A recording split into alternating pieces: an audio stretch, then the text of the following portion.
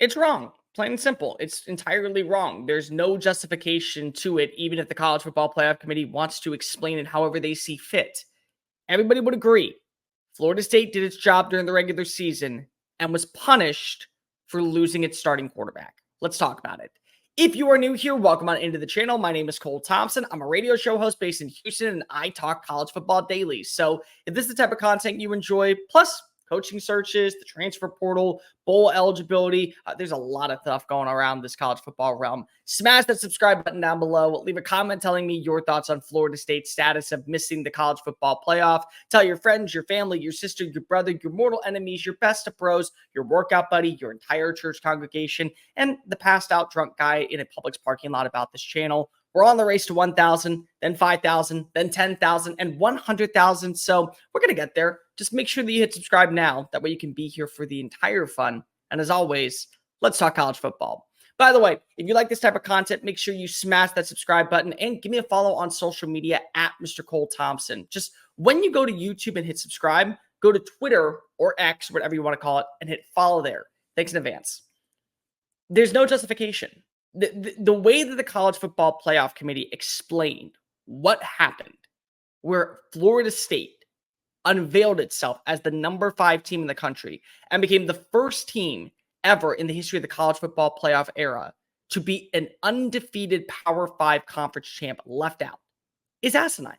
There's no legitimate reason behind Boo Corrigan's words, behind the committee's thought process, because there's an argument in every facet of the situation. So the main situation and the main way this went down was Boo Corrigan, without saying it, said they were a different team down the stretch. Long story short, Jordan Travis gets hurt. They're not the same team. They're not the same offense. They're not as explosive as they once were. They didn't do their job with the eye test.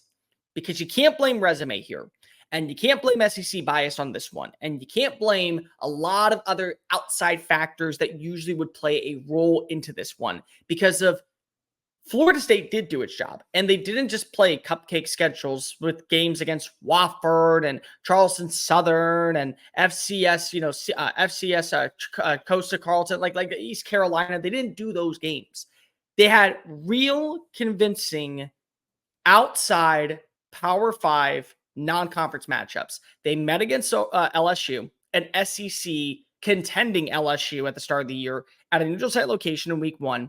They also went to Gainesville as part of their non-conference schedule for a rivalry matchup with Florida, and they won that game without Jordan Travis, and they beat up on Louisville. And Louisville, this was an offense that was supposed to be dynamic. It was supposed to be really fun to watch, and the rushing attack was supposed to be potent, and they shut them down.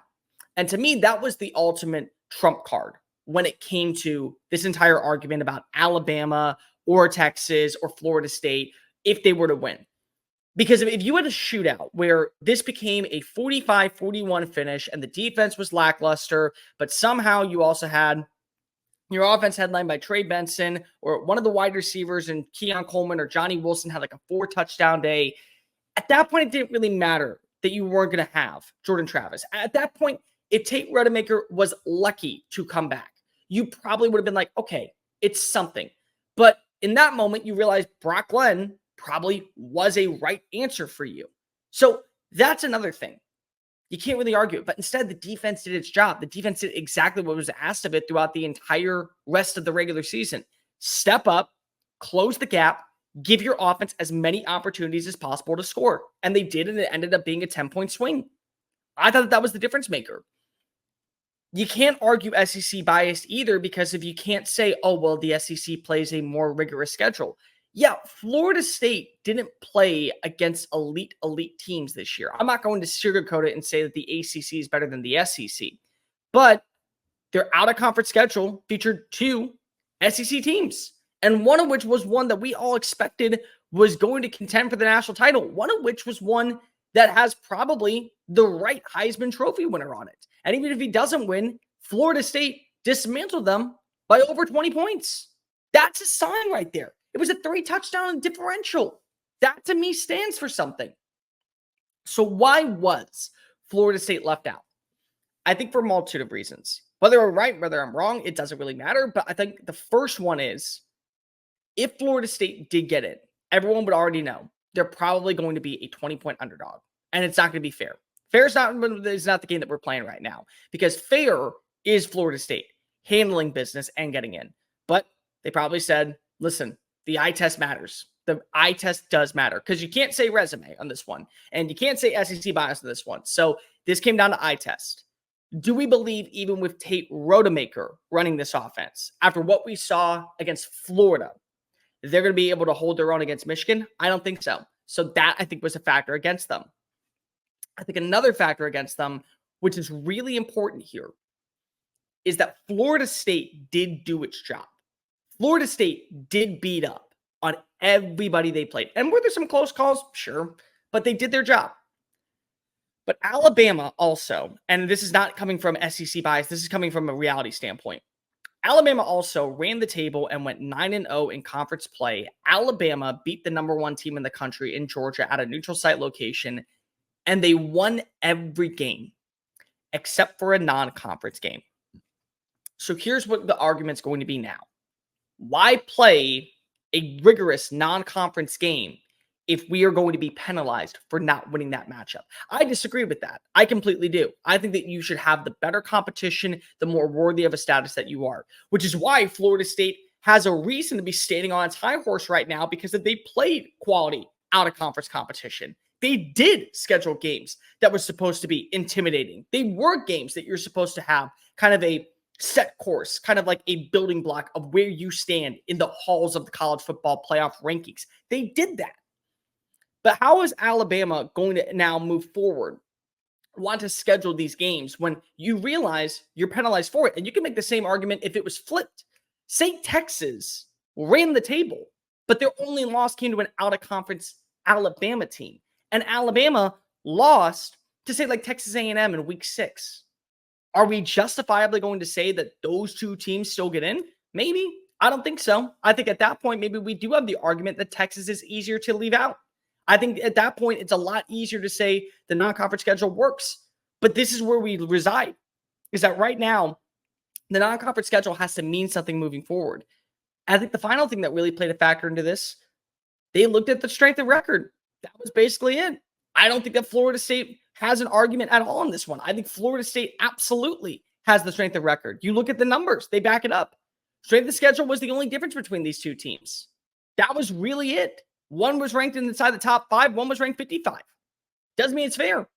And so now for Florida State, there's a few things that you're going to look at. And the way that I view this is, number one, you don't give any blame to Jordan Travis at all. I don't think anybody out there is going to do it anyways. But bottom line is that you don't blame Jordan Travis. His tweet yesterday was the most heartbreaking thing that you will read on the internet. And it is probably right up there on the top 5 saddest things I've seen in my life, alongside with the Marley and Me movie and my grandfather passing away. Like, it is heartbreaking to realize this kid saying, I wish I broke my leg earlier so the committee could see what this team was really made of. He's not wrong.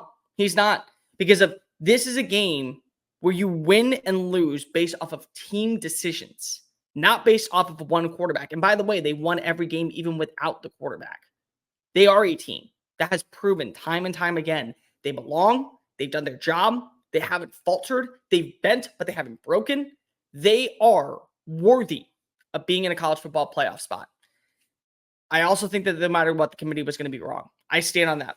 I always have. I think that the committee never was going to get this one right. And that's why, when you think about it, this is where expansion is actually needed. For years such as this, where you can justifiably say, well, and I think the committee actually also agrees with me on this one, because of you can justifiably say in one breath, well, Ohio State is not deserving of being in the playoff, but we're going to rank Florida State, who was ranked ahead of Texas and ranked ahead of Alabama. We're going to rank them ahead of Ohio State, because if they're good enough to be in the running for the playoff, but they're not good enough to be in the playoff, but the two teams behind them were able to jump. And you can't justifiably say, well, Georgia deserves to be left out. And I think Ohio State, if they were able to play in a postseason, would run the table. But if you are Florida State, now you have ammunition. Now at this point, this is where you kind of get to say to the world, hey, you know what? They're never going to give us a break. They're never going to let us in if we do not play to a certain standard. So, leave no doubt. And that will be a mission statement that I think is plastered all over the locker rooms, all over the facilities, all over the complex. Leave no doubt for Mike Norvell's staff. Because Mike Norvell at this point is going to make sure that every game Florida State plays moving forward in the ACC, every game, every non-conference game, every quarter, every snap, it is with vengeance. It is with the intent to inflict pain and set a visceral statement to the CFP committee next year. You will not leave us out. And it's not really going to matter because next year is all about seeding. It's not really about standings, but it is a statement to the world that says, we mean business. Y'all woke up the bull. Here comes the horns. And so maybe this is a blessing in disguise for Florida State. I don't think so, because if you wanted to have that shot, these players earned the shot to fight for a national title. Guys like Jared Verse, guys like Fentrell Cypress, guys like Keon Coleman, who joined the team via the transfer portal, guys like Johnny Wilson, who have been here for a hot minute, guys like Trey Benson, who came over underneath Mike Norvell, that has been a part of the system, been a part of the identity and the culture, who have been in this building block and have set the tone moving forward. They deserve their spot. Nobody should doubt that. But maybe, again, this is a blessing in disguise, one that we have no idea about. Maybe this is what Florida State needs just for a kick in the ass. But I can tell you this much. Nobody out there is truly going to disagree that Florida State was not shafted in the college football playoff standings. Was it the right 4 teams based off of the way that they played? I would have to say yes.